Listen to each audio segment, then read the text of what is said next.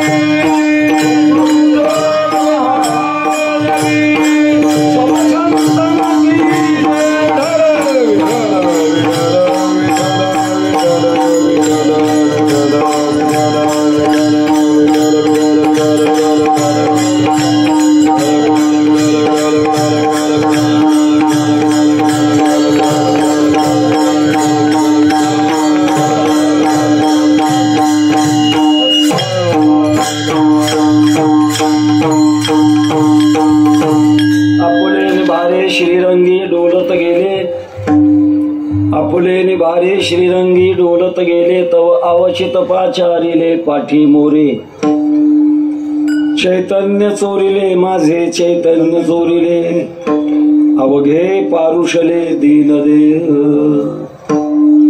बाप रखुमा देवीवरू दीनानाथ भेटला बाप रखुमा देवीवरू दीनानाथ भेटला विठ्ठली विठ्ठल झाला देह माझा चैतन्य चोरिले माझे चैतन्य चोरिले अवघे पारुषले दीनदेव पांडुरंगा करो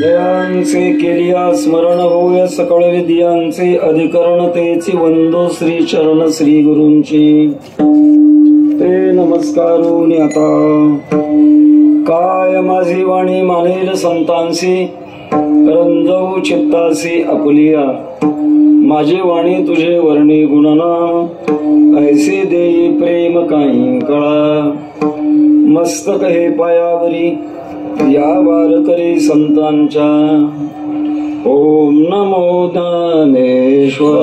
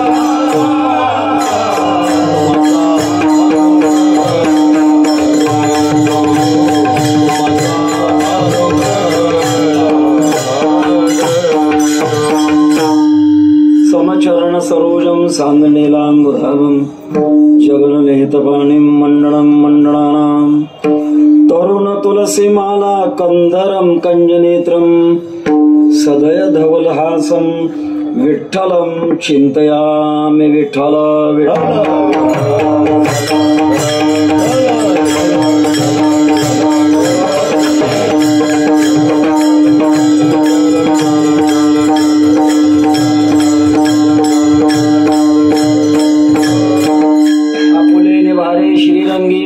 गेले तव अवचित पाचारिले पाठी मोरे चैतन्य चोरिले माझे चैतन्य चोरिले अवघे पारुषले दीनदेह कैवल्य चक्रवर्ती दानियांचे राजे साधकांचे मायबाप वैष्णवाग्रगणी विश्वमाऊली ज्ञानोबा आहे यांच्या संजीवन समाधीच्या निमित्ताने आपण सर्व भाविक मंडळी उपस्थित झालो आहे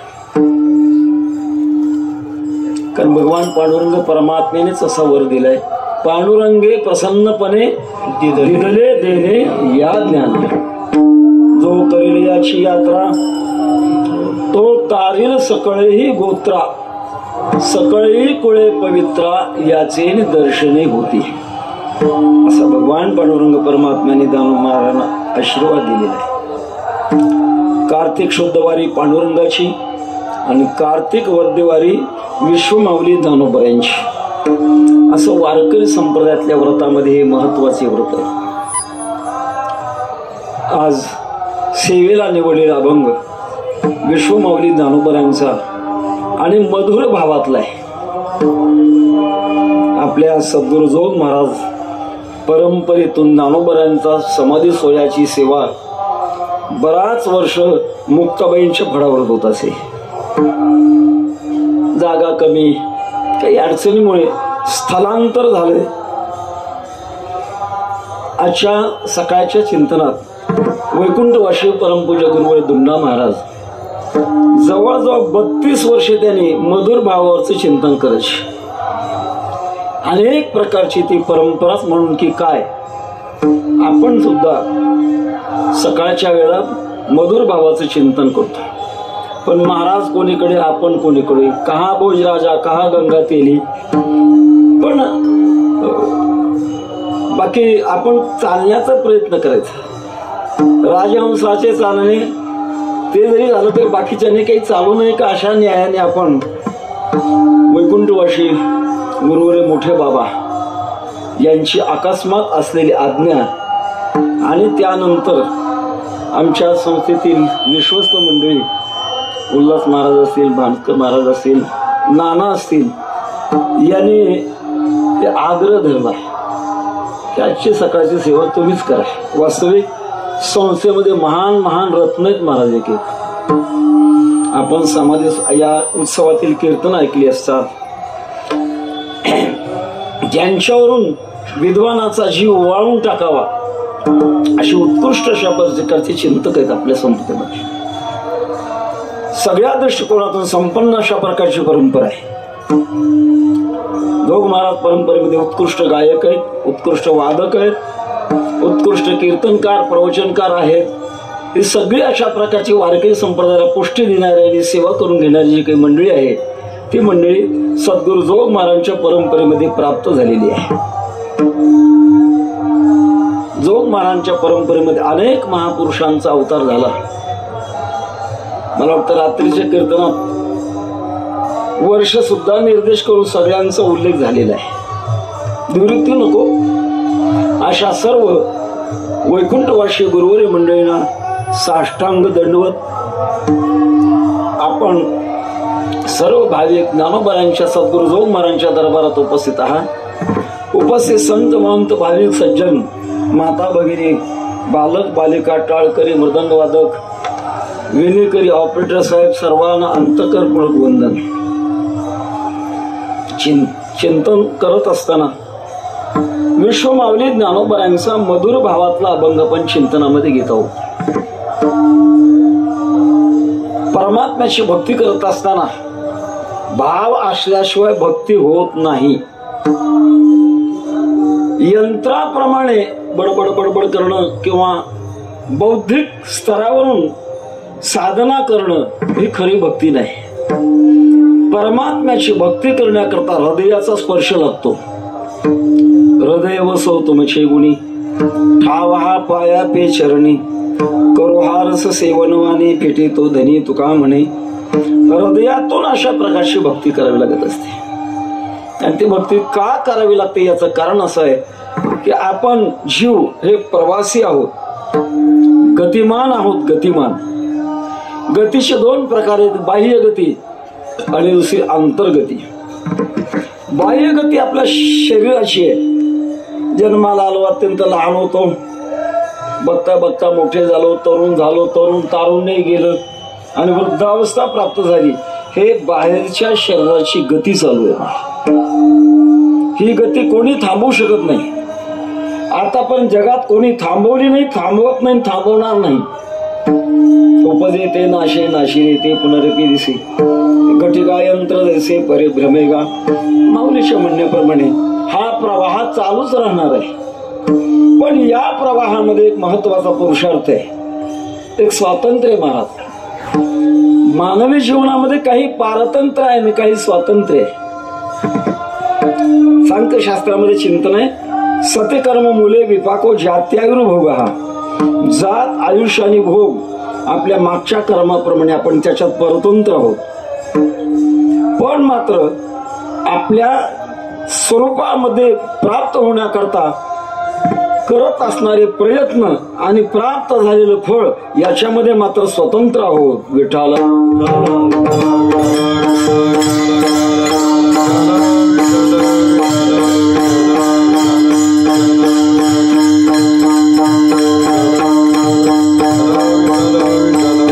या स्वातंत्र्यामध्ये तीन अडथळे: अज्ञान, अश्रद्धा आणि आळस. तीन प्रकारचे अडथळे. पहिल्यांदा आपल्याला काय मिळवावं हे लवकर आपल्या बुद्धीनं कळत नाही. महाराज संसारातलं साध्य बदलत राहतं, साधनं बदलत राहतात, देह पडतो तरी ते बदल थांबत नाही. महाराज सारखा बदल होतो. जगामध्ये विद्वानांची परिषद भरली होती आणि त्या परिषदेमध्ये असा एक प्रश्न मांडला गेला, जगात काय बदलत नाही. जगातले महान विद्वत आलेले होते, कोणाला उत्तर देता येईना. एक विद्वान उठला आणि त्याने सांगितलं, मी सांगतो याचं उत्तर. म्हणे सांगा. जगात बदल बदलत नाही, लक्ष दिल्याशिवाय कळत नाही. बदल सारखा बदलतच राहतो. बाहेरचा बदल हा थांबत नाही कधीच, पण आतला बदल बदलवावा लागतो. आपल्या इच्छेप्रमाणे बदलावा लागतो. आपल्याला नेमकं काय हवंय एकांतामध्ये थांबावं आणि आपणच आपल्याला प्रश्न करावा, तुला काय पाहिजे की जे मिळाल्यानंतर तुला पुन्हा मिळवण्याची गरज पडणार नाही. असं तुला काय पाहिजे. संसाराच्या संस्कारामध्ये याचं उत्तर मिळणं कठीण आहे. महाराज काही वेळेला लहानाचा मोठा झाला, तरुण होत असताना डिग्री मिळावी, डिग्री मिळाल्यानंतर नोकरी मिळावी,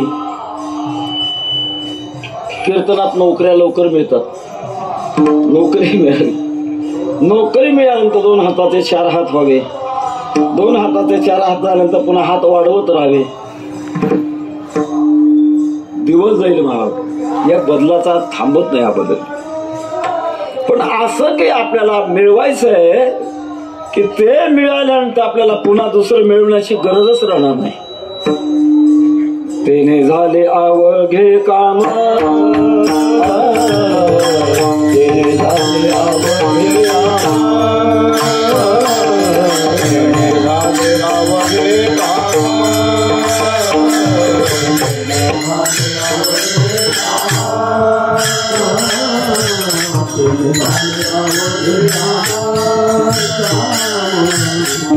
झाले अवघे काम,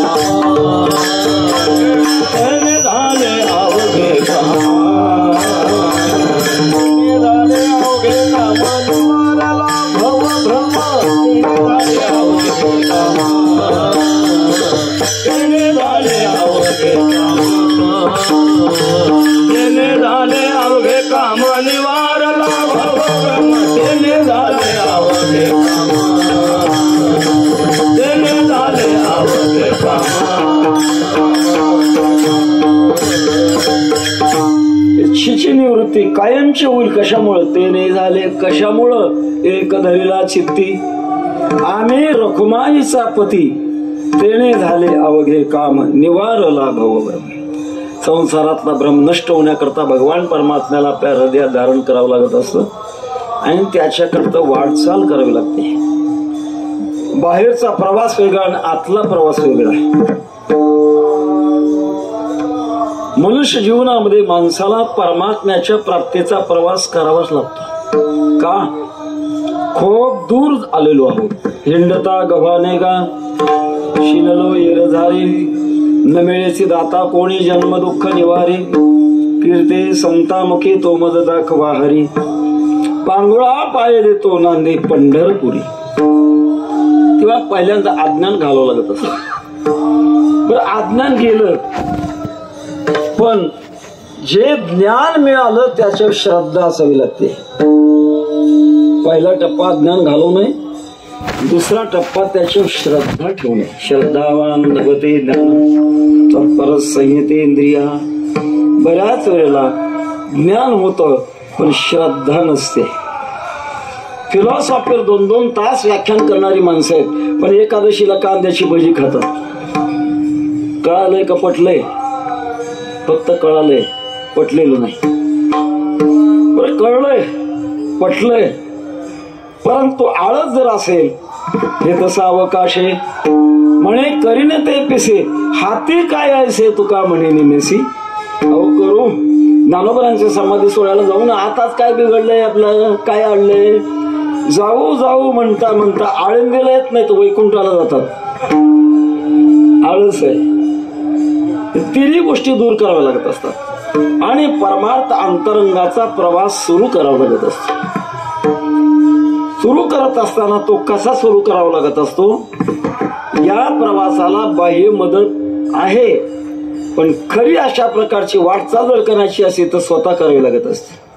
आपुली आपण संसार बघ सोडावे संसार बंधन करा सोडवण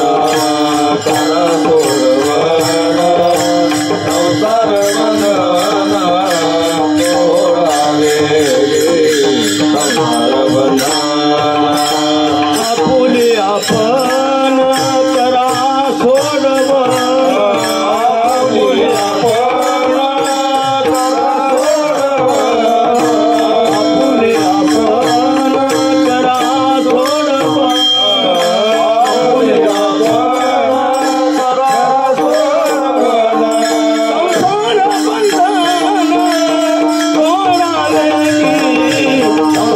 बंधन सोडावे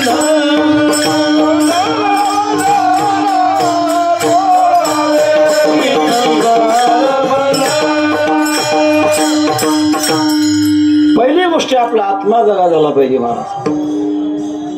आणि आत्मा जागा होणं म्हणजे आपली आपल्यावर कृपा होणं आहे. ज्याला शास्त्रामध्ये आत्मकृपा म्हणतात ती आत्मकृपा अत्यंत आवश्यक आहे.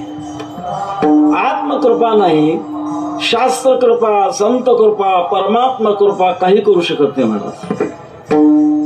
एक छोटासा प्रसंग आहे. शांती ब्रह्म एकनाथ महाराज उन्हाळ्याच्या दिवसामध्ये असे प्रवासाला चालले होते. रस्ता दुरुस्त करण्याकरता दगड मोठे मोठे फोडून त्याची खडी तयार करणं चालू होतं. भर उन्हाळ्याचे दिवस, दुपारची वेळ, फक्त कंबरेला वस्त्र आहे आणि अशा कडक उन्हामध्ये ते दगड फोडणारी माणसं पाहिली नाथ महाराजांनी. अंगावून घामाचे लोंढे चालत होते. नाथ महाराजांना दया आली. संत हृदय नवनीत समाना. तेव्हा जवळ गेले. का हो, काय पैशावर प्रेम आहे? इतकं प्रेम करतात का पैशावर? एवढं कष्ट सहन करताय तुम्ही?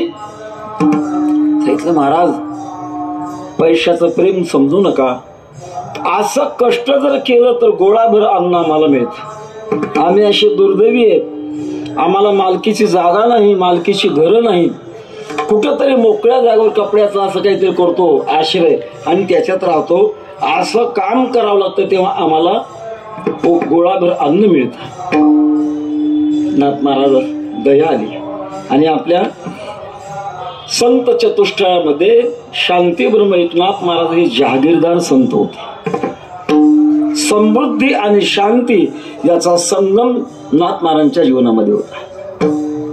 नाथ महाराजांनी सांगितलं, एक काम करा ना, फक्त अन्नाचीच गरज आहे ना तुम्हाला, माझ्याकडे चला, राहण्याची व्यवस्था करतो. काय खायचं ते, काय खायचे तेव्हा की जितकं खायचं तितकं देतो तुम्हाला, चला माझ्याकडे. विचार करू लागले, हे नाथ महाराज आपल्याला घेऊन चला म्हणतात, सगळं खाऊ पिऊ घालतो म्हणतात. पोटच्या मुलाला कोणी खाऊ पिऊ घालीना. दुकानातून जाऊन नाही वस्तू आणली तर धडाका देतात आणि हे चला म्हणतात.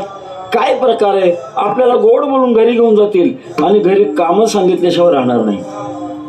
विचारलं, महाराज आम्ही यायला तयार आहोत, पण तुम्ही काय काम सांगणार आहात एवढंच आम्हाला सांगा अगोदर. नाथ महाराज सांगितलं, रे माझ्या घरी काम करणारी माणसं भरपूर आहे, अजिबात कुठलंच काम करण्याची गरज नाही. नाही नाही नाही नाही, फुकट कोणी खाऊ घालत नसतं, आम्हाला काम सांगा. नाथ महाराज एक काम करा, रात्रीच्या वेळेला माझ्या घरी 1 तासभर देवाची पोथी असते, मांडी घालून बसून ऐकायची, एवढंच काम करायचं, बाकी काही नाही. अरे चला रे म्हटलं, इतकी काही सोपं आहे? सावलीमध्ये मांडी घालून बसून कीर्तन आपलं पोथी ऐकायची 1 तासभर, याला काय अवघड आहे? चला. आले सगळे. नाथ महाराजांनी सगळ्यांची व्यवस्था केली. बरोबर वेळेला खाऊ घालण्याचे पदार्थ तयार करायचे, भरपूर खाऊ घालायचे. रात्रीच्या वेळेला त्यांनी 1 तासभर पोथी ऐकायची. 1 दिवस झाला, दुसरा दिवस झाला, तिसरा दिवस झाल्यानंतर पोथी संपल्यानंतर आपसात चर्चा झाली. कसं काय वाटतंय? काय वाटतंय? सगळं अंग ठणकायला लागलंय. मग ते खडी फोडलेलं बरं.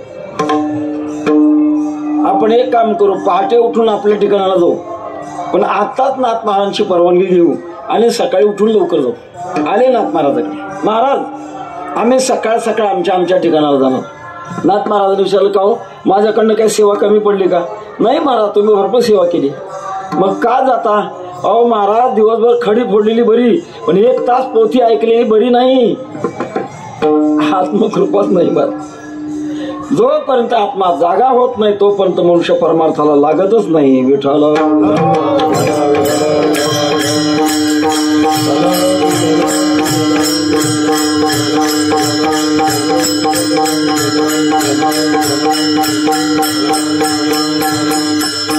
प्रवासाची सुरुवात करण्याकरता आत्मा जागा व्हावं लागत. थोडं निरीक्षण केल्यानंतर काही विचार पुढे येतात. मी ते विचार इथले कोणाचे सांगत नाही, बाहेरच्याचे सांगणार आहे. काही मृदंग वादक असतात पण साधक नसतात. तुमचं नाही. काही गायक असतात पण साधक नसतात. इथलं कोणाचंच नाही. बस. काही कीर्तनकार असतात पण साधक नसतात. इथलं कोणाचंच नाही. काही कीर्तनकार असतात पण साधक नसतात.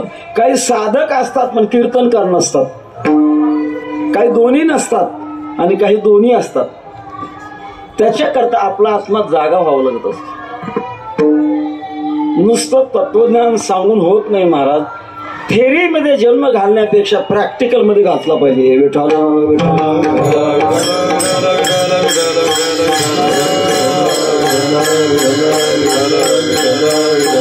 हे चालणं अवघड आहे. चालो जाणे वाट आहे, चालो जाणे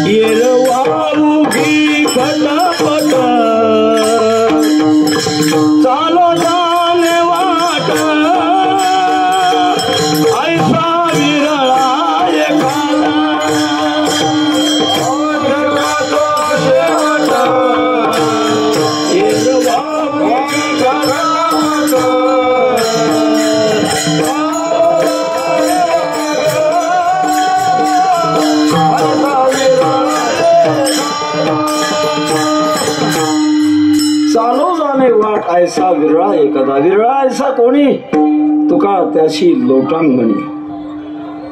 कारण या मार्गाने आंतर मार्गाने चालणारा भाग हा फार क्वचित आहे. बरे काही वेळेला चाललो तरी शेवटचा मुक्काम गाठेपर्यंत मिळवलेली शक्ती सांभाळली पाहिजे. करणं वेगळं आणि सांभाळणं वेगळं नाही. हा मोठा विषय आहे.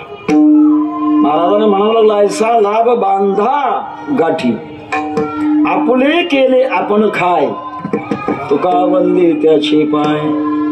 आता नका रे भाई,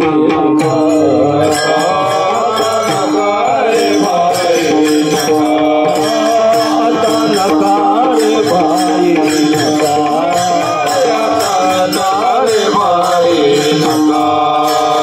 आहे गाठी लुटवू लोकारे, रे भाई आता जागा रे भाई. आहे गाठी ते लुटवू लोकारे, आता जागा रे भाई. आता जागा रे भाई. आता नकारे भाई नकारे, आहे गाठी ते लुटवू लोकारे. तुम्ही जे सत्कृत्य करताय, जे वाटचाल करताय, त्या वाटचालीचं श्रेय लोकांना लुटू देऊ नका. आपण जे केलं ते आपल्यालाच प्राप्तीपर्यंत सांभाळलं पाहिजे. जोडी होते परी ते बहु कठीण. कठीण योगा होणे क्षेम, हो कलिया होय श्रम. करणं सोपं आहे पण सांभाळणं अत्यंत कठीण आहे. बराच काळ एक माझ्या मनामध्ये शंका असायची. कीर्तनकार मंडळी जय विठ्ठल म्हटल्यानंतर खालचं दर्शन असं का घेतात. एका मोठ्या साधूला विचारलं, काय प्रकारे हा. इथले महाराज शास्त्र असं आहे, आपण देवाची पूजा केली, अनुष्ठान केलं, अलीकडे अनुष्ठानाला किंमत काही माणसं देत नाहीत. जपतप अनुष्ठान व्यर्थ कासया करणे हे प्रमाण त्यांच्या पुढे येतं. पण करा जपतप अनुष्ठान याग हे मात्र झाकलं जातं. मग अनुष्ठान केल्यानंतर समजा आपण 2-3 ते 4 तास काही बसलोय, उठत असताना मात्र भूपृष्ठाचा स्पर्श करून कपाळाला हात लावावा लागत असतो, दर्शन घ्यावं लागत असतं. नाही घेतलं तर इंद्रादिक देवता सूक्ष्म रूपात आपल्या भोवती असतात आणि आपण केलेली पुण्य सगळी हिरून घेतात.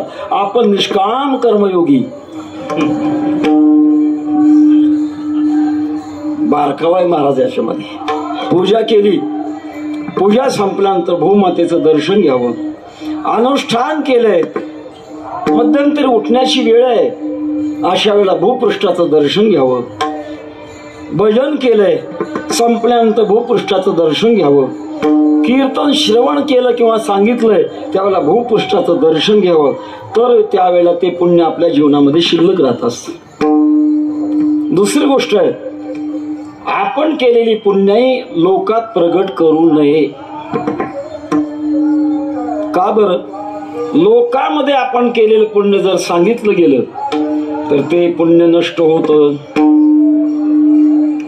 न सांगावे वर्म जनी असो द्यावा भ्रम. गुप्त करावं लागतं, गुप्त. आमचे गुरुबंधू बन्सी बाबा होते, पंढरपूरला स्वामी रामसुखदासजींचा सत्संग झाला होता. 2 प्रकारचा सत्संग होता.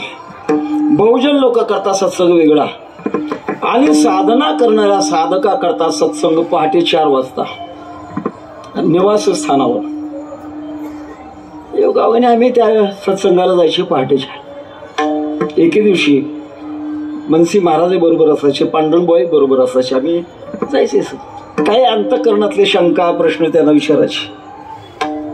एके दिवशी त्या बंगल्याच्या जवळ आम्ही जायला, त्या काळात त्या गाडीची किंमत 50 लाख रुपये असेल, अशा गाडी भारी किमतीतून एक श्रीमंत मनुष्य उतरला. धोतर नेसलेला, साधा शर्ट, डोक्यावर मोठी शेंडी बसला. आमचं सगळं बोलणं झाल्यानंतर त्यांनी प्रश्न विचारला, स्वामीजी माझी एक अडचण आहे. भगवान कृष्ण परमात्मा माझ्या घरी एकदा येऊन जेवून गेले, पुन्हा कितीतरी विनंती करतो, काय येत नाहीत. आम्ही तर तोंडातच बोट घातला रे यांच्याकडे, आणि भगवान परमात्मा येऊन जेवून जातात. स्वामींनी उत्तर दिलं, बाबा तो अनुभव तो लोकांना सांगितलाच त्याचा परिणाम आहे. विठ्ठल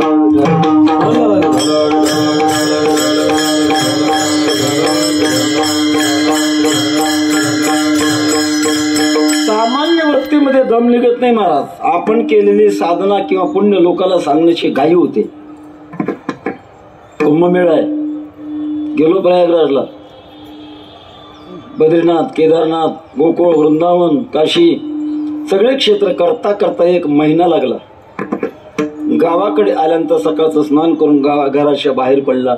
मित्र समोरून आला, राम राम राम राम. तो विचारत नाही याला, पण याला दम निघत नाही. 1 महिनाभर रामराम नाही झाला तरी तो विचारत नाही, त्याला स्वप्न नसतं काय झालं आणि काय नाही. याला दम निघत नाही. काशीला गेलो होतो, कुंभमेळ्याला गेलो होतो. अरे जा, पण सांगतो कशा करता, विठ्ठल विठ्ठल.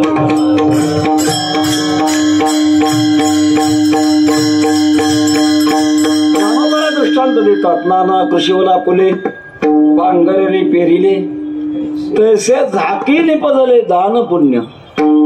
आपण केलेलं झाकावं लागत असत. कुलीन स्त्री आपले अवयव झाकते, तसं कुलीन साधकाने आपली केलेली साधना झाकून करावी, उघडी करू नये. उघडी जर केली तर ते पुण्य नष्ट होत असत. अनेक कारणे महाराज. बघता बघता व्यवहारामध्ये आपल्या अंतःकरणामध्ये जो क्रोध निर्माण झाला, तुकोबाराय सांगतात, तुका म्हणे कोपे घडे पुण्यक्षय. म्हणून साधकाने आपल्या अंतःकरणामध्ये किती विरोधी जरी झालं तर मनात रागवू नये. क्रोध का निर्माण झाला की सगळं पुण्य बर्बाद. आणखी बरेच काही महाराज मला वाटतं या गोष्टी सगळ्या सांगण्याकरता मला कमीत कमी 1.5 तास पाहिजे, पण आता तर 8:45 वाजले. वेळ जवळ आल्यानंतर नाना म्हणतील घड्याळाकडे बघा. अनेक कारणाने पुण्य नष्ट होत.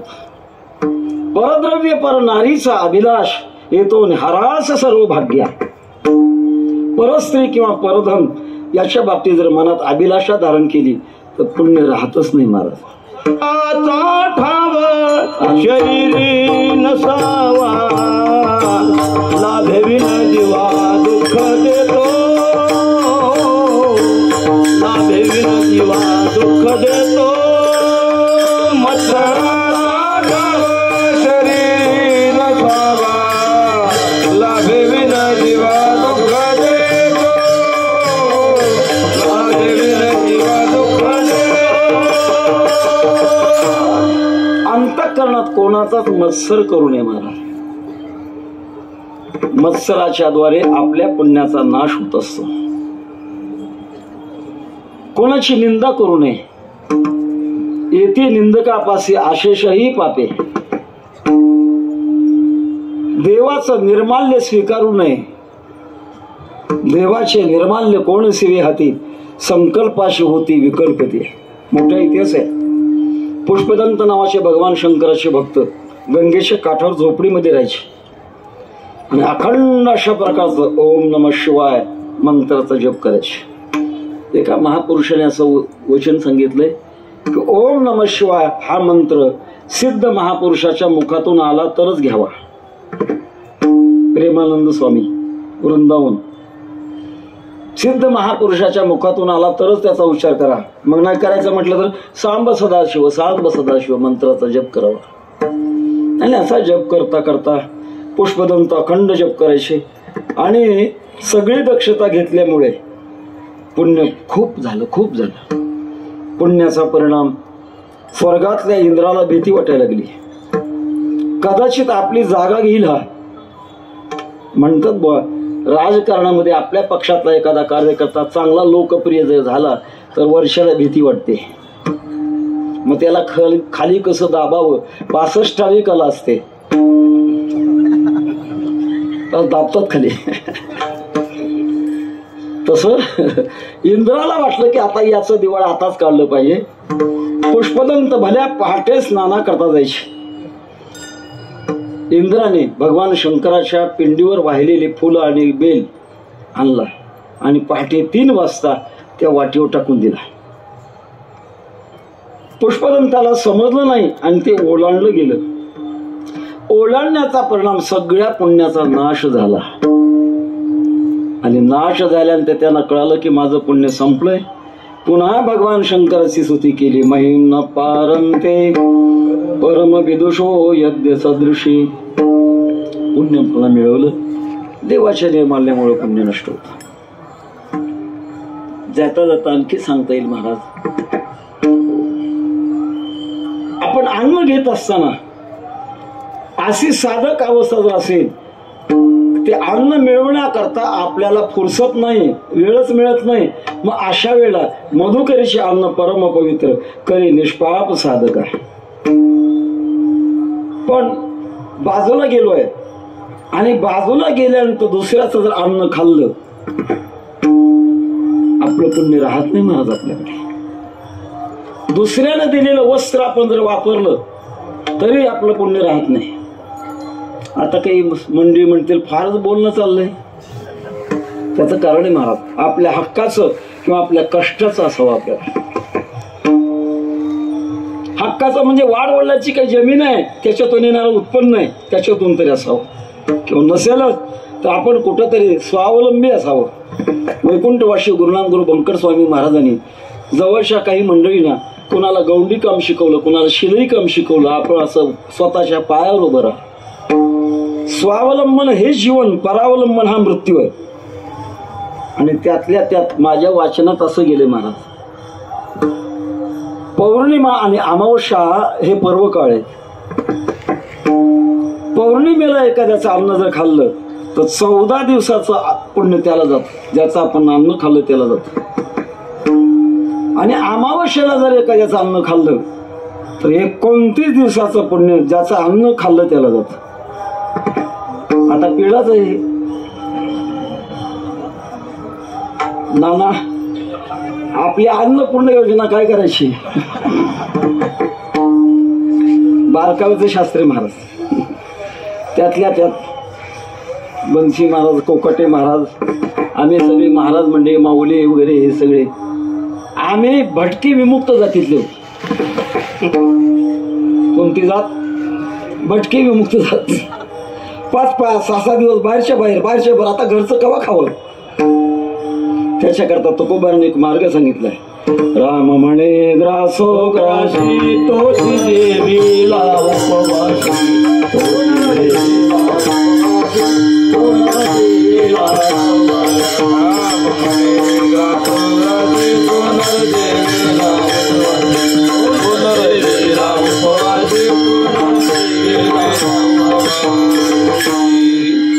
प्रत्येक घासाला राम राम राम म्हणून अन्न घ्यावं. पवित्र ते अन्न हरिचिंतनी भोजन, हरिचिंतनी भोजन, हरिचिंतनी भोजन.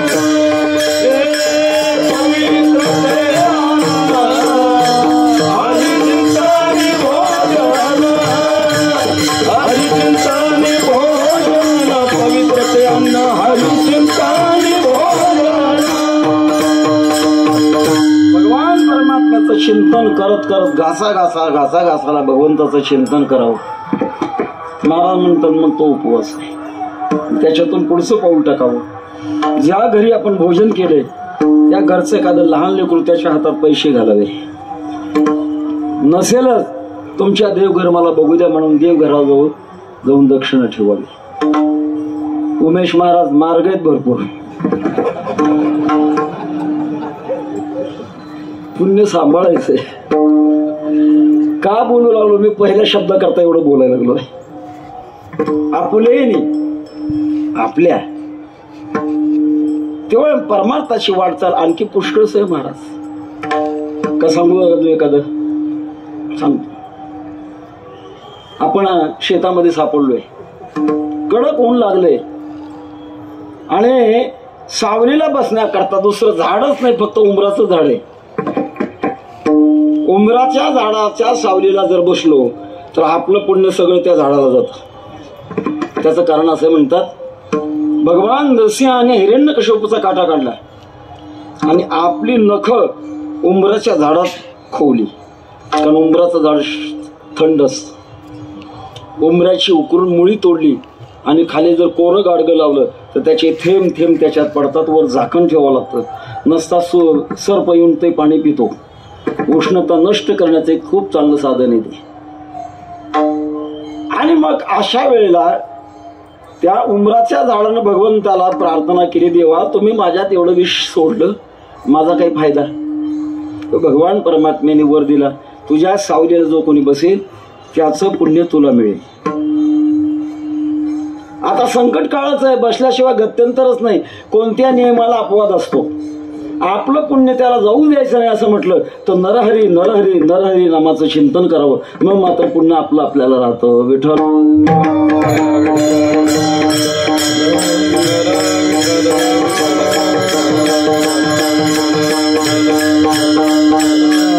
पुष्कळ अशा प्रकारचा बारकावा आहे महाराज. होईल तेवढा बारकावा अत्यंत महत्वाचा आहे. आणि तो बारकावा सांभाळत परमार्थाची वाटचाल सुरू केली आहे.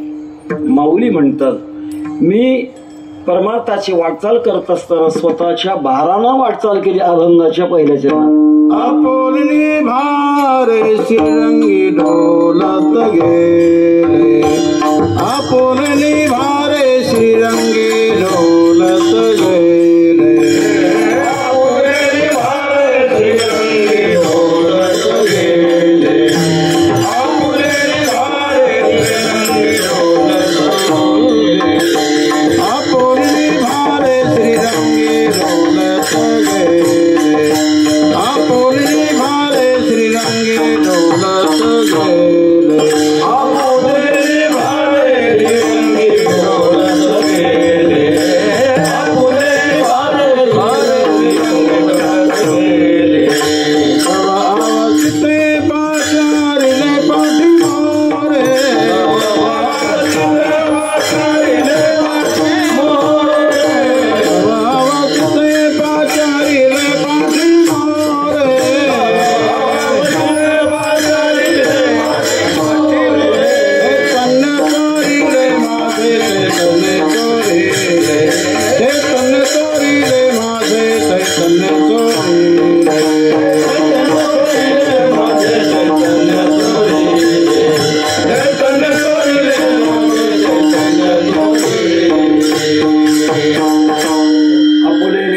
श्रीरंगी डोलत गेले, गेलो नाही, गेले. हे क्रियापद स्त्रीलिंगी क्रियापद आहे. आणि ज्ञानोबा काय वापरतात आपण नेहमी पाहतो. वारकरी संप्रदायामध्ये सगळ्या भावात उच्च भाव जर कोणता असेल तर तो मधुर भाव आहे.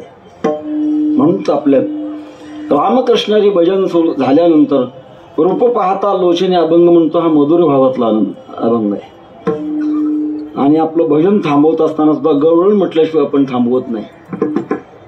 अर्थात मधुर भावाला संप्रदायामध्ये फार मोठी अशा प्रकारची किंमत आहे. आपल्या सर्व संतांनी मधुर भावाचा अंगीकार केलाय. आपण स्त्री समजून, परमात्मा पती समजून जी भाववृत्तीचा प्रवाह आहे त्या प्रवाहाला मधुर भाव म्हणतात. तो वल्लभा मी कांत ऐसा पडी, भगवान म्हणतात तो माझी पत्नी आणि मी पती, हे मला आवडतं. परमात्मा पती आहे. कारण जगात एकच पुरुष आहे, उत्तम पुरुष स्तन्य परमात्मेति दारता यो लोकत्रयमा विश्व विवर्तव्य, ईश्वरा एकच पुरुष आहे. पती का म्हणतात? पाती पती, पालन करतो तो पती. कोणाचं पालन करतो? पोषितो जगासी एक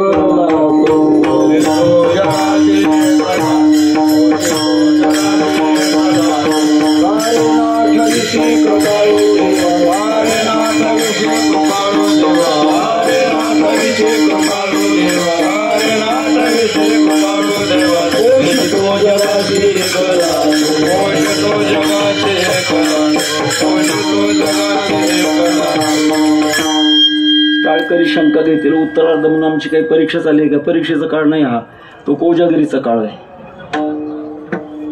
वैकुंठवासी गुरुवर मामांची पद्धत अशी होती, नेमकं प्रमाण म्हणायचं मग पूर्वार्ध म्हणायचं. पोषितो जगासी एकला, तो पती आहे, पालन करतोय. श्रीकृष्ण कमलापते यदुपते सीतापते श्रीपते वैकुंठाधिपते शराचरपते लक्ष्मीपते पाहि माम, असा पती भगवान. 7 त्याच्यात प्रकार. कसं पालन करतो? गर्भोपनिषद नावाचं उपनिषद आहे, त्याच्यामध्ये असं चिंतन आहे.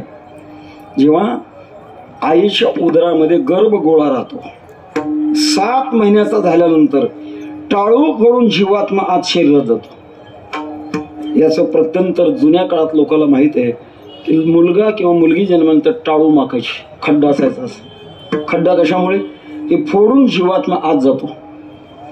आता राहिलेले 2 महिने 9 दिवस त्याला त्यात गर्भात राहावं लागतं. जीव म्हटलं की त्याला प्राण आहे आणि प्राण म्हटलं की अन्नाची गरज आहे. आता गर्भात अन्न कोण पुरवणार आहे? भगवान परमात्मा इतकी दयाळू आहे. आईच्या अन्नकोशापासून तो बाळाच्या अन्नकोशापर्यंत एक पाईपलाईन, ज्याला आपण नाळ म्हणतो, ती जोडली आहे. आई जी अन्न खाते त्या अन्नाचा अंश गर्भातल्या बाळाला मिळतो. हे कोण केलं महाराज? जन्माला आल्यानंतर मुलाला दात नसतात किंवा मुलीला दात नसतात. जगाचं एकच उदाहरण आहे, रामचरित मानसाचे रचयिते तुलसीदास प्रभू यांना जन्मतः दात होते. एकच अपवाद आहे. आणि मग जेव्हा दात नसतात तेव्हा अन्न खाता येत नाही, तेव्हा भगवान परमात्मा इतके दयाळू आहेत. आईच्या असताना पवित्र दूध निर्मिती भगवान परमात्मा करतात. बाळा दुधा कोण करीते उत्पत्ती, बाळा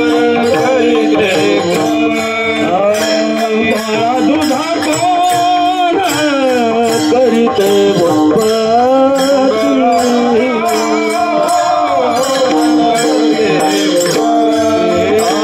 वाढवी श्रीपती सरे दोनी, वाढवी श्रीपती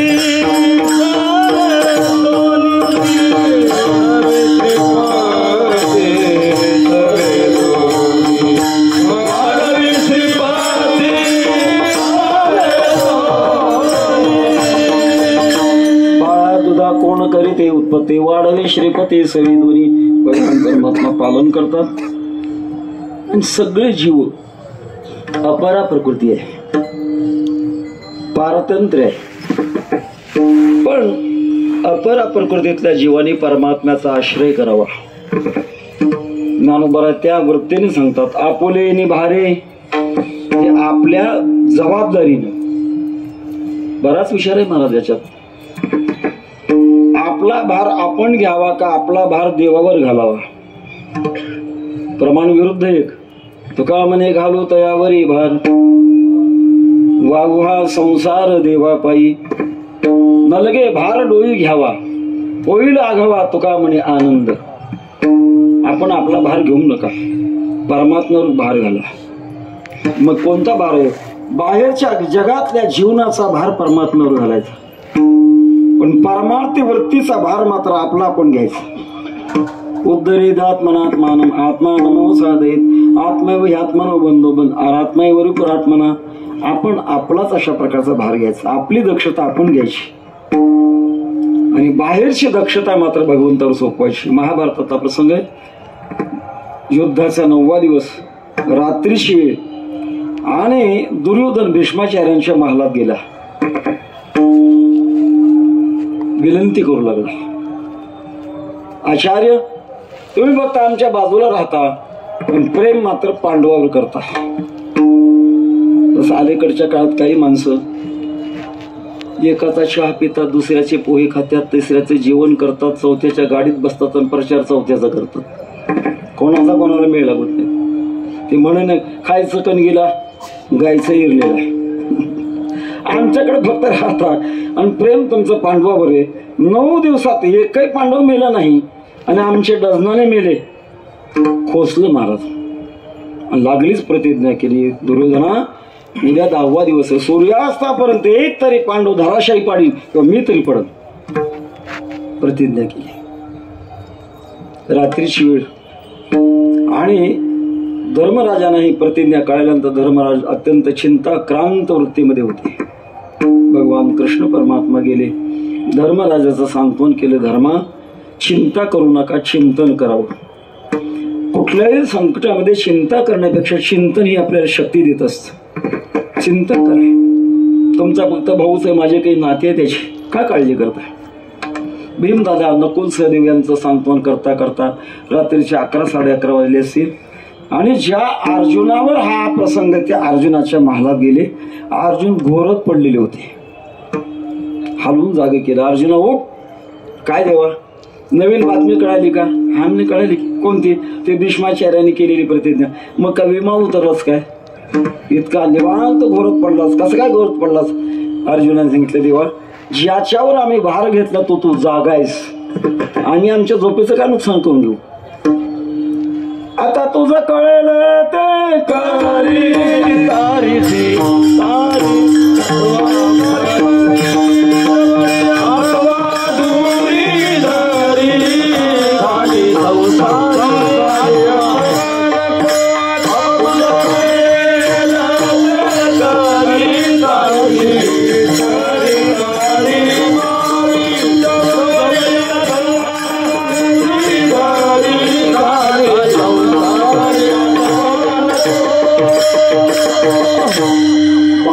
सगळा भार भगवान परमात्मा. नाठवे आपपर आता काय बा करू, सारखा दोही सवा हरपला विचारू, घातला योगक्षेम तुझा आपला भाऊ, तुकया शरणागता देई अभय करू. असा देवावर घालायचा भार वेगळा आहे आणि आपण आपल्या भाराने प्रवास करायचा तो भार वेगळा आहे. रात्रंदिवस अशा प्रकारचं सावधान राहावं लागतं मला. सावधान सावधान उगवी संकल्पी हे मन. एक क्षण जर गैरसावध झालो, विवेक भ्रष्टानं भवती विनिपातो शतमुखः. मोठा इतिहास आहे. काशाला एक महाराज ब्रह्मज्ञानी आश्रमामध्ये अनेकांना तत्वज्ञान सांगत होते आणि त्याच गावातल्या काही महिला महाराजांच्या दर्शनाला येत होत्या. साधूनाम दर्शनी पुण्यम या न्यायाने दर्शनाला येत होते. एक म्हातारी आजीबाई यायची, काठी टेकत यायची आणि तत्वज्ञान सांगणाऱ्या महाराजांना सांगायची, महाराज सावध बर का. महाराजांना वाईट वाटायचं. उलटा चोर कोटवाल को दाटी एक म्हणे. चोरानंच कोतवाला म्हणजे चोरा कुठे आलास, असा प्रकार वाईट वाटायचं महाराजांना. महाराजांनी म्हातारी दिसली की बघ कुठे ते लपून बसायचं. बघता बघता कालांतराने महाराजांची प्रकृती बिघडली, आजारी पडले. डॉक्टरने सांगितलं, औषधम जान्हवी तोयम वैद्य नारायण. आता आमचा उपाय खुंटलाय. अंतुरणावर खेळलेले महाराज एका शिष्याने आपल्या महाराजांची सेवा आपण काहीच करू शकलो नाही. काहीतरी सेवा करून बाजारामध्ये गेला आणि एक चांगला मखमली जोडा घेऊन आला, महाराजांच्या पुढे ठेवला. महाराज, काही सेवा घडली नाही, एवढा जोडा मी तुम्हाला समर्पण करतोय. महाराज म्हटले, अरे आता काय मी जगणार आहे का तर जोडा काढला का, तर कशाला आणलास? एक कंसातलं वाक्य सांगतो, बरेच शिष्य आपल्या गुरुला बिघडवतात. कंसातलं वाक्य, अहो घ्या, आग्रह घेतला फार, आणि आग्रह झाल्यामुळे ठेव म्हणे कोणाड्यात. तो कोणाड्यामध्ये जोडा ठेवला. प्राणोत्क्रमणाची वेळ आणि जोड्याकडे लक्ष गेलं. अरे अरे, जन्म गेला पण असा जोडा घालायला मिळाला नाही. प्राणोत्क्रमण झालं. अंते मतेही 6 गती. परिणाम, चर्मकाराच्या वंशात जन्माला यावं लागलं. 3 दिवस काहीच घेतलं नाही, आईचं दूध प्यालेले. गावात बातमी कळाली आणि कळल्यानंतर जी आजीबाई सावध बरका म्हणत होते त्यांनाही कळाले. महाराज, परमात्मा स्वरूपाला पोहोचलेली माणसं बाहेरून कळत नाहीत. अष्टावक्र म्हणे 8 ठिकाणी वाकडे होती, पण जनक राजाचं गुरुत्व त्यांना प्राप्त झालं. आजीबाई त्यांना कळाल्यानंतर काठी टिकट टिकत गेल्या. बाळाला पाहिल्याबरोबर लक्षात आलं हे महाराजच आहेत. आजीबाईने बाळाला मांडीवर घेतलं आणि सांगितलं, महाराज, मागच्या जन्मात सांगत होते सावध बर का, माझ्या शब्दाला तुम्ही किंमत दिली नाही म्हणून असं खाली आलात. आता एक काम करा, मिळालाय जन्म, प्यायचं दूध, नाही तर आत्महत्येचं पाप अजून पुन्हा कशाला घेता डोक्यावर. महाराजांनी विचार केला, हे खरंच आहे, मागच्या जन्मातलं ऐकलं नाही म्हणून आता हे झालं, आणि आता नाही ऐकलं तर पुन्हा काय होईल कुणास ठाऊक. मग आईच्या सणाला चिटकून दूध पिऊ लागले. त्यांचं नाव रोहिदास महाराज. सावध अशा प्रकारचं राहावं लागत असतं आणि सतत सावध राहून साधना करत असताना आपुलेनी भारे. श्रीरंगी, श्रीरंगामध्ये श्रीरंग, श्री म्हणजे लक्ष्मी, ज्याच्यात रंगते त्याचं नाव आहे श्रीरंग. भागवतामध्ये फार मोठी कथा आहे. हे असो लक्ष्मी शिरावली मुकुंदी जैसी, पाय धुवावयाच्या दैवा पात्र, पाय लक्ष्मीशी हाती तिसी अवे का तुले. अशी लक्ष्मी ज्याच्या रंगात रंगते, सगळं जग लक्ष्मीच्या रंगात रंगायला लागतं, पण लक्ष्मी जगाच्या रंगात रंगत नाही, लक्ष्मी भगवंताच्या रंगात रंगते. असा जो भगवान परमात्मा, त्या भगवान परमात्म्यापर्यंत माझा प्रवास पोहोचला. आपुले बारी श्रीरंगी डोलत गेले. डोलत याचा अर्थ अजिबात मनावर ताण न घेताना डोलत. असा ताण कोणत्या जीवनामध्ये येतो, तो जीवनात येण्याचं कारण, महत्वाचं साधन म्हणजे भगवत भक्ती आहे. तुका म्हणे सोपे आहे सर्वाहुनी, शहाणा तो धनी घेतो येथे. बाकीच्या साधनामध्ये खूप वैषम्य, महाराज चिंतन झालं आपल्या या प्रवाहामध्ये, पण भक्तीचं साधन नारद महर्षी सांगतात, अन्यस्मात् सौलभ्यम भक्तो. भक्तीमध्ये अन्य सगळ्या साधनापेक्षा अत्यंत सुलभता आहे, आणि ती सुलभता प्राप्त करून घेत असताना मनाला कुठल्याही प्रकारचं जडपणा नाही. आनंदाने माझा प्रवास झाला. डोलत गेले. डोलणं कधी असतं, जेव्हा आनंद प्राप्त होतो तेव्हा डोलणं असतं. इतिहासात आपल्या स्वानंद सुखण्याचे सद्गुरू जोग महाराजांच्या इतिहासामध्ये प्रसंग आहे. जोग महाराज बैठकीत बसल्यानंतर बोलायला लागल्यानंतर त्यांचं शरीर स्थिर राहायचं, आणि बोलणं का संपलं मग ते डोलायचे. महाराजांना विचारायचे, महाराज तुम्ही डोलता का? जोग महाराज म्हणायचे, माझ्या अंतःकरणातला अनाहत ध्वनी मला ऐकू येतो आणि त्याचा आनंद होतो, त्याच्यामुळे माझं शरीर आपोआप डोलतो. आनंद निर्भर डोलता, आनंद निर्भर डोलता.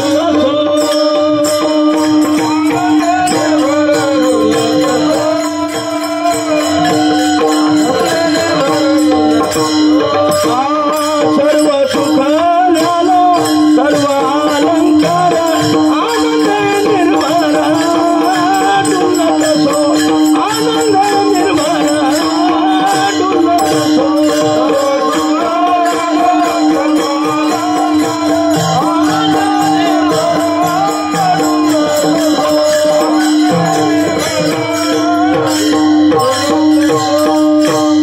आनंद निर्भर म्हणजे तृप्त आणि मग डुलत असो. माऊली म्हणतात, मी परमात्म्याकडे प्रवास करत असताना डोलत गेलो. आपुले भारे श्रीरंगी डोलत गेले. जात असताना एक घटना झाली. तव अवचित पाचारिले पाठी मोरे. मागच्याने मला बोलवलं.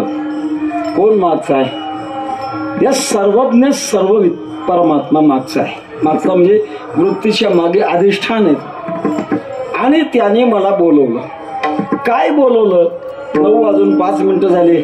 मधलं भजन करूया, नंतर चिंतन करूया. विठोबा रघुमाई,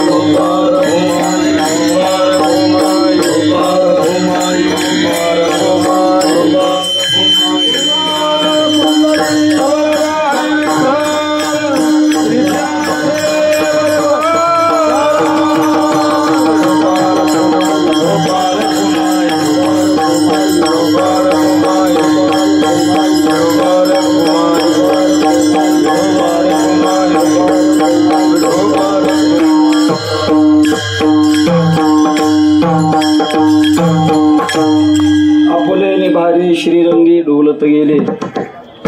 तव अवचित पाचारिले पाठी मोरे. मी माझ्या दक्षतेनं, माझ्या साधनेची दक्षता मी माझ्या मनाने घेतली. हो, नाहीतर मग ती वजाबाकी झाली असती. एक जाता जाता सांगायचं राहिलं तसं आणखी बरेच प्रकार राहिलेत आपलं पुण्य सांभाळण्याचे. एखाद्यानं आपल्याला नमस्कार जर केला, दर्शन जर घेतलं, तर वारकरी संप्रदायामध्ये पाया पडे जन. बऱ्याच वेळेला मला असं वाटतं की हे थोडस वावग आहे. चालता चालता लोक सुद्धा पायाला लगेच लागतात. तो बुवा पडतो तोंडावर का काय, याचं काय पाहतच नाही. पण आपल्या कोणी जर पाया पडलं तर त्याला प्रतिनमस्कार करावा. प्रतिनमस्कार जर नाही केला तर सगळं वजाबाकी होऊन जाते. ज्यांना नियम माहित नाही ते मकाच्या बुरकुंडासारखं ताट उभं राहतात, वाकतच नाहीत महाराज. लहान मुलगा असो, मुलगी असो, वृद्ध असो, त्याला प्रतिनमस्कार करा. फक्त अपवाद एक आहे की लहानांच्या पायाला हात लावू नका. त्याच्यात परमात्मा स्वरूपता आहे या भावनेने हात जोडून मनाने नमस्कार करावा. तर त्याच्या पायाला हात लावला तर त्याचं आयुष्य कमी होत असतं. नियम आहेत काही. मुद्दा असा की असे दक्षता घेता घेता ज्ञानोबा म्हणतात, मी माझ्या दक्षतेने परमात्म्याच्या स्वरूपाकडे माझा प्रवास चालला. चालत असताना कुठलाही धाक नाही. कैसा धाक कैसा धाक, असं धाक वेळेत माझं जीवन आणि आनंदाने मी त्याच्याकडे गेलो. जात असताना त्या प्रवासात काय झालं? तवा अवचित पाचारिले पाची मोरे. अवचित म्हणजे अचानक. मराठवाड्यातला शब्द आमन धपक्या. अचानक. अचानक का?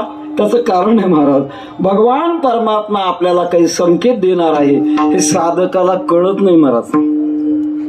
संकेत होतात आणि ते संकेत कदाचित अनाहत ध्वनीतून होतात. हो, तुकोबारांचं प्रमाण आहे, अनाहत ध्वनी वाहे सकळा पिंडी, राम नाही तोंडी कैसा तरे. मुलगा असू द्या, मुलगी असू द्या किंवा किन्नर असू द्या, प्रत्येकाच्या हृदयामध्ये अनाहत ध्वनी घुमतोय. तो आपल्याला ऐकू येत नाही याचं कारण आहे सामान्यपणात आपण बहिरंगी झालो. बाहेरचं ऐकू येतं पण आतलं ऐकू येत नाही.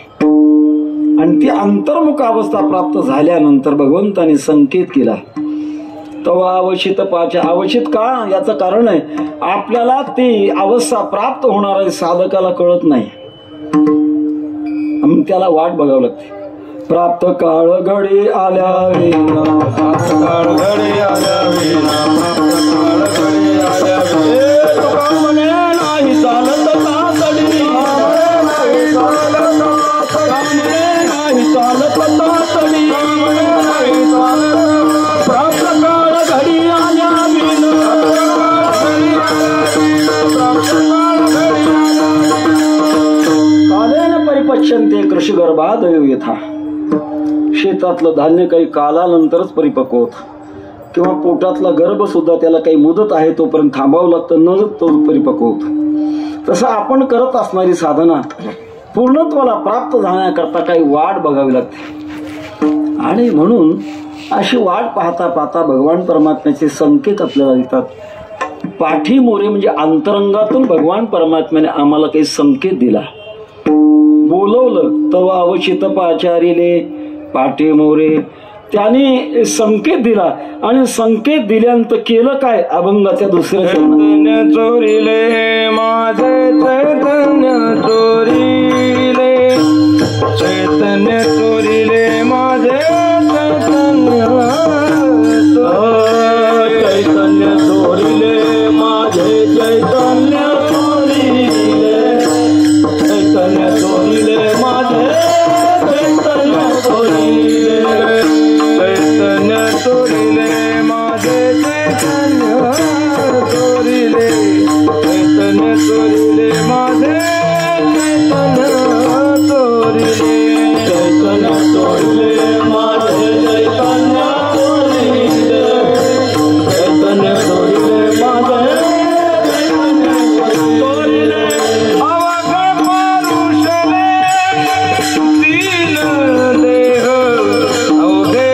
अवघ पारुषले दीन देह, अवघे पारुषले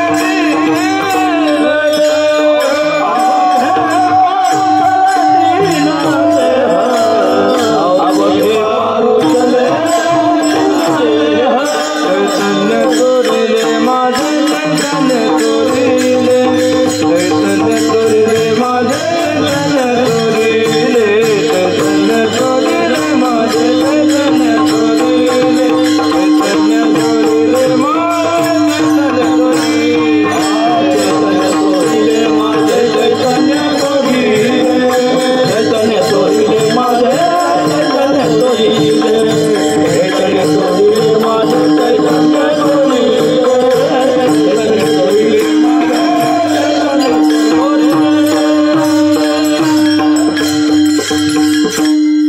परमात्म्यानं माझं चैतन्य म्हणजे अंतःकरणात अर्थात मन बुद्धी चित्त आणि अहंकार हे चोरलंय. बरं, चोरलेल्याचं दुःख होत असतं का आनंद होत असतो?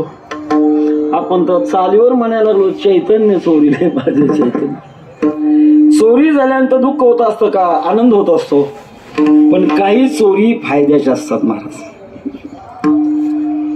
एका घरी पहाटे चोर शिरले. 4:30 वाजले होते. पेटीमध्ये 4,000 रुपये ठेवले होते घर मालकाने आणि पैसे घेण्याकरता त्याने कुलूप तोडलं, पेटीचं दार उघडलं. खट्ट वाजल्यानंतर घर मालक जागा झाला. कशाचा आवाज आहे? आपलं कुत्रं तर एवढं कडक आहे, आवाज कशाचा आला? त्यांनी जांभळी दिल्या पण चोरांच्या लक्षात आलं आता मालक जागा झाला, आता पळा. गेले पळू. घर मालक विचार करू लागला माझं कुत्र कडक आहे आणि मी सावध आहे. चोर आले कसे? पंचवशक काल झालेला होता. पाहू लागला. पाहता पाहता पाठीमागची जी भिंत होती मातीची होती आणि ती मातीची भिंत कोरून चोर त्याच्यातून घुसली होती. हा घर मालक आला.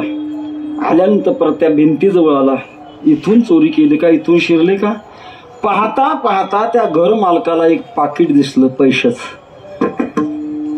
काय झालं होतं? त्या चोरांनी अगोदर 2-4 चोऱ्या केल्या होत्या. एका चोराचं वरच्या खिशातलं पाकिट खाली वाकून पळून जात असताना खाली पडले, त्याला लक्षातच नाही आलं. घर मालकानं पाकिट उचललं, उघडून पाहिलं, 10,000 निघाले. गेले किती? 4,000. मिळाले किती? 10,000. गावातल्या मंदिरामध्ये गेला, फुलाची माळ घातली, पूजा केली, श्रीफळ फोडलं, देवाला नमस्कार केला. देवा नारायणा, अशी चोरी रोजच्या रोज होऊ दे. चोरी अनुकूल आहे महाराज. तशी ही चोरी अनुकूल असल्यामुळे ज्ञानोबा म्हणतात, चैतन्य चोरिले माझे चैतन्य चोरिले. अंतःकरण भगवान परमात्म्याने स्वीकारावं एवढं भाग्य कोणाकडे महाराज. वास्तव तो चोरतो असा चोरतो की ज्याची चोरी केली त्याला कळतच नाही कधी चोरी झाली ती. आणि अशी चोरी माझी भगवान परमात्म्याने केली. ज्ञानोबा द्विरुक्ती करतात, चैतन्य चोरिले माझे चैतन्य चोरिले. वास्तविक शास्त्र पद्धतीने द्विरुक्ती हा दोष आहे. एखादा वक्ता तेच ते भांडवल वाक्य बोलायला लागलं समजायचं भांडवल संपलंय. द्विरुक्ती हा दोष आहे. आपल्या 4थ्या वर्षाच्या परीक्षा घेताना आम्ही बारकाव्याने पाहत असतो. पहिला तो विद्यार्थी कंबर कशी बांधतो, उजवी बांधतो का डावी बांधतो याच्याकडे लक्ष असतं. आपल्या मागच्या काही कीर्तनकारामध्ये एकानं डावी कंबर बांधली होती. आमचं लक्ष असतं त्याच्याकडे. कंबर उजवी बांधावी, कारण उजवी बाजू ही श्रेष्ठ आहे. देवाच्या पूजेकरता, देवाला गंध लावण्याकरता, सगळ्याकरता उजवी बाजू श्रेष्ठ आहे. डावी ती डावीच आहे. पण ते कंबर बांधताना सुद्धा काही ना हे ज्ञान माहिती नाही का कुणास ठाऊक बेभान झालेले असतात, डावी कंबर बांधतात. तेव्हा आणि त्याबरोबर द्विरुक्तीचा दोष देखील दिसतो. ज्याचे आता प्रकार असा की किती जरी हुशार मुलगा असला तर ते परीक्षेला आल्यानंतर वाघ जरी असला तरी शेळी बनतो. घाबरतो तो, नाही का राम महाराज, घाबरतो. आणि घाबरल्यानंतर तो सुरू करतो, परीक्षेला मिळालेला अभंग कुंभारायचा आहे. विठ्ठल विठ्ठल अभंग फार महत्वाचा आहे. विठ्ठल विठ्ठल काय विठ्ठल विठ्ठल. आम्ही फटाफट मार्क कमी करतो. याची अजून तयारी नाही, वक्तृत्वाची तयारी नाही. द्विरुक्ती हा दोष आहे महाराज. तेव्हा त्या द्विरुक्तीचे प्रकार आहेत. आग्रहार्थी द्विरुक्ती, आदरार्थी द्विरुक्ती, निश्चयार्थी द्विरुक्ती. सगळे द्विरुक्ती सांगता येणार नाही, आपल्याला वेळ संपत आलेली आहे. त्याच्यात निश्चयार्थी द्विरुक्ती. माझं चैतन्य भगवान परमात्म्याने चोरलंय बरं का, हा माझा निश्चय झालाय, अनुभव आलेला आहे. चैतन्य चोरिले माझे चैतन्य चोरिले, अवघे पारुषले दीन देह. माझ्या दैन्याचा संपूर्ण अशा प्रकारचा भाग दूर गेलाय, दीनताही गेली आणि देह देखील बाजूला गेलाय. पारुषले आपल्याकडे शब्द आहे पारस. पारस रात्री आपण झोपी जातो, झोपी गेल्यानंतर आपण अज्ञानामध्ये लीन असतो. अज्ञान हे अपवित्र आहे, त्यामुळे आपलं शरीर अपवित्र होतं आणि आपल्या शरीरावर असणारे कपडे देखील अपवित्र होतात. म्हणून आपण कालचं धोतर आज नेसत नाही, पारसं झालेलं असतं.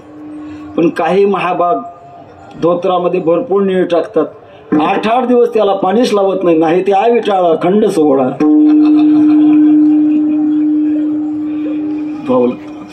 आतलं बनियन सुद्धा काल वापरलेलं बनियन आज वापरायचं नाही, कारण कापसापासून बनवलेल्या वस्त्राला दोष लागतो. रेशमी वस्त्राला दोष लागत नाही, हवा आली की निघून जातो. पण आपली ब्राह्मण मंडळी 16 वापरतात, ते रेशमाचं का वापरतात त्याचं कारणच आहे महाराज. रेशमी वस्त्राला दोष नाही आणि कापसापासून बनलेल्या वस्त्राला दोष लागतो. तेव्हा हे पारुषल म्हणजे आतापर्यंत वापरलं होतं, अज्ञानामध्ये होतो, त्याचा वापर केला. पण भगवान परमात्म्याची कृपा झाली आहे, त्याने मला बोलवलंय.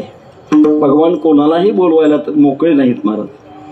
जोपर्यंत भगवंताच्या मर्जीमध्ये साधक उतरत नाही तोपर्यंत भगवान त्याला बोलवत नाही. मला देवाने बोलव तव आवश्यते अचानक, प्राप्त काळ घडी कशी येईल काही सांगता येत नाही. कालच तावत प्रतीक्षता. वैकुंठवाशी गुरुनाम गुरु बंकट स्वामी महाराज म्हणायचे, काही साधक पी हळदन हो गुरी. हळद पिल्यानंतर गोर होतं म्हणून वाटीभर हळद घ्यायची, प्यायची, नारसा पुढे जायचं, झाली का गुरी. असं होत असतं का कुठं? काही का वाढ बघावी लागत असते महाराज. 4 वानरं होते, आंब्याच्या दिवसात आंबे खाण्याला आले होते. गारपीट झाल्यामुळे आंब्याच्या मालकाने रखवालदार ठेवला होता. ते 4 वानर पाहिल्यानंतर रखवालदाराने गोपनीय गुंडे मारले, पळाले निघून. जाता जाता विचार करू लागले, काय चुकलं त्या मालकाचं? शेत्याची त्याचं. आंबा लावला त्याने, पाणी घातलं त्याने, आपण फुकटच खायला गेलो. आपण एक काम करू, आपल्या मालकीचं एक आंब्याचं झाड लावू. चारही वानरांनी विचार केला. चला म्हटले आता आपण लावू. चौघांनी 4 कामं वाटून घेतली. एक चांगलं नदीचं काठ गाठलं. एकानं सांगितलं मी उकरून आळं करतो. दुसऱ्यानं मग सांगितलं मी उंजीनं पाणी घालतो. तिसऱ्यानं सांगितले मी आंब्याची कोय आणतो. आणि चौथ्यानं सांगितलं मी लावायचं काम करतो. 4 जणांनी 4ही कामं केली आणि 4ही वानर आळ्याच्या भोवती मांडी घालून बसली. कशा करता? आंबा कसा उगवला नाही. 2 तासाला 10 मिनिटं कमी आहेत, अजून आंबा कसा उगवला नाही. अरे जमीन खराब होती का रे? जमीन नदीच्या काठची माणसं उगवायची जमीन आहे. जमीन चांगली, पाणी नदीचं चांगलं. मी कोय चांगली आणली, मग लावायचं. मी सुद्धा चांगलं लावायचं काम केलं. त्यात एक सहसर बुद्धी होतं. ते म्हटलं थांबा, बाहेर नाही पडला आंबा, आत कुठपर्यंत ते उगवलाच असेल की बघूया. त्याने ती कोय उकरून काढली. पाहिली तर आंबा काही बाहेर आला नाही. दुसरं लक्ष बुद्धी होतं. ते म्हटलं आतल्या आत कुठंतरी उगवलं असेल की बघू की. त्याने ती कोय घेतली, दातात धरली, काळ कणफोडून मग बघू लागला आंबा कुठं उगवला. इतक्या लवकर उगवतो का आंबा? कालच तावत प्रत्यक्षता. तसे बरेच साधक 40-40 वर्ष करून पाहतात आणि पुन्हा कशातच राहत नाहीत. का हो? आता आळंदीला येत नाहीत, पंढरपूरला येत नाहीत, काही देव कीर्तनात दिसत नाहीत, काही नाही. करून बघितलं म्हणतात, हाताला काही लागलं नाही. हात गेले का तुझे? जन्मोजन्मी आम्ही बहुपुण्य केले, तेव्हा या विठ्ठले कृपा केली. कोण म्हणतायत? नामदेव महाराज. अर्धमुर्ध करता करता अधीर अशा प्रकारचे. ज्याच्या करता मोठं धैर्य लागत असतं, सात्विक धैर्य लागत असतं. आणि म्हणून ज्ञानोबा म्हणतात, चैतन्य चोरिले माझे चैतन्य चोरिले, अवघे पारुषले दीन देह. दैन्य नष्ट झालं आणि देह सुद्धा बाजूला गेला. देह बाजूला स्थूल गेला, पण बाजूला गेल्यानंतर त्याचं काय रूपांतर झालं? अभंगाच्या शेवटच्या बापर कुमादेवी वरो दीनानाथ भेटला. बापर कुमादेवी वरो दीनानाथ भेटला. बापर कुमादेवी वरो दीनानाथ भेटला. बापर कुमादेवी वरो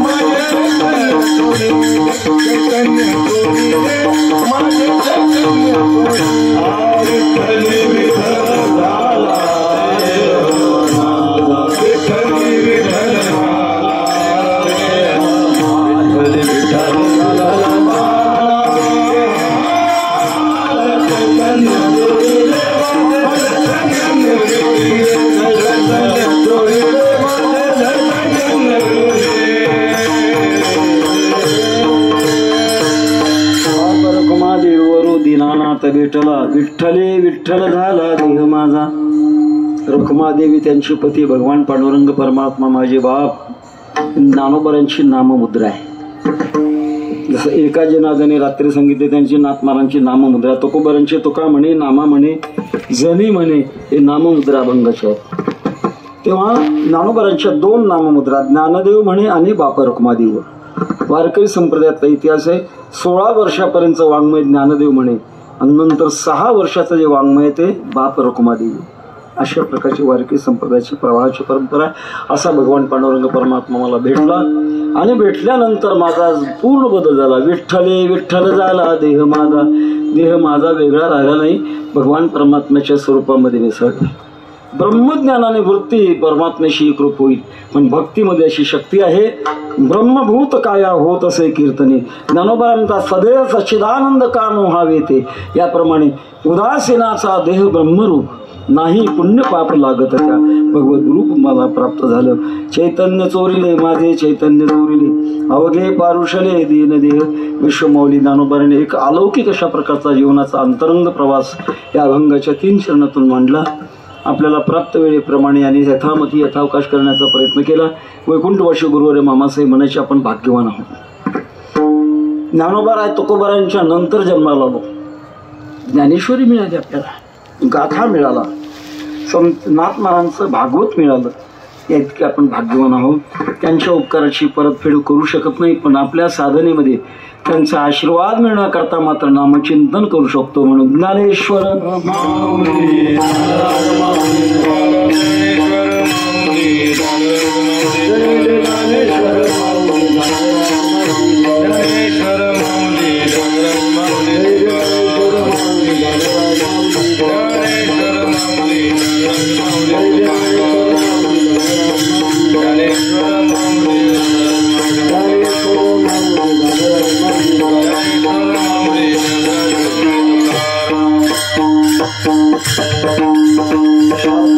शिल्लकेत मागच्या श्रोत्यांना रोजची सवय अलाउन्सिंग करावं लागतं, जागा सोडू नका.